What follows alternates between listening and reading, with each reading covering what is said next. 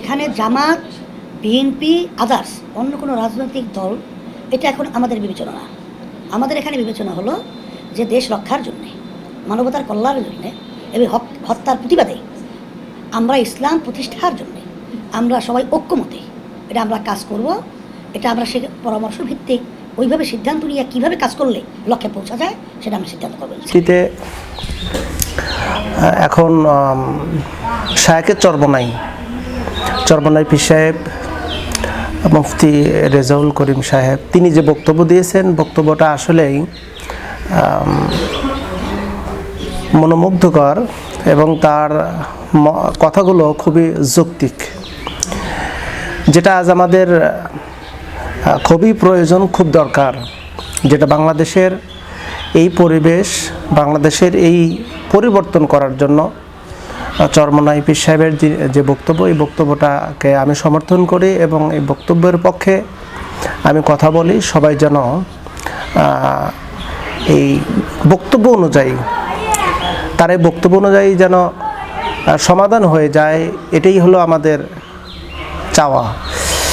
তার বক্তব্য অনুযায়ী জামাত ইসলাম, হেফাজতে ইসলাম এবং বিএনপি সহ তারা কি সবাই ঐক্যজোট?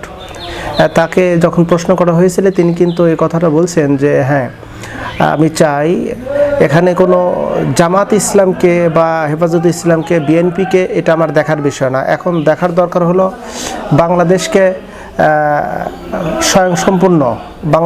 স্বয়ংসম্পূর্ণভাবে মুক্ত করা, বাংলাদেশকে উদ্ধার করা, বাংলাদেশের মানুষকে উদ্ধার করা, এটা হলো সবচাইতে নৈতিক দায়িত্ব। আর এই জন্য আমাদেরকে ঐক্যবদ্ধ হতে হবে। ঐক্যের কোনো বিকল্প নাই, এটা হচ্ছে চরমনাই পীর সাহেবের বক্তব্য। ঐক্যের কোনো বিকল্প নাই, তার মানে হলো ঐক্যবদ্ধ হওয়াটাই মহা জরুরি। এজন্য জামাত ইসলাম সাথে ঐক্য হওয়ার জন্য একমত পোষণ করেছেন শায়েখে চরমনাই। তবে আলহামদুলিল্লাহ আমরা অত্যন্ত খুশি হয়ে যাব চরমনাই যখন জামাতের সাথে যোগদান করবে হেফাজতে ইসলাম এবং বিএনপি। তার মানে এই যে একটা ঐক্য, মহা ঐক্য, আর মহা ঐক্য যখন হবে তখন দেখা যাবে যে গোটা বাংলাদেশ যেন সবাই উচ্চস্বরে আলহামদুলিল্লাহ বলবে।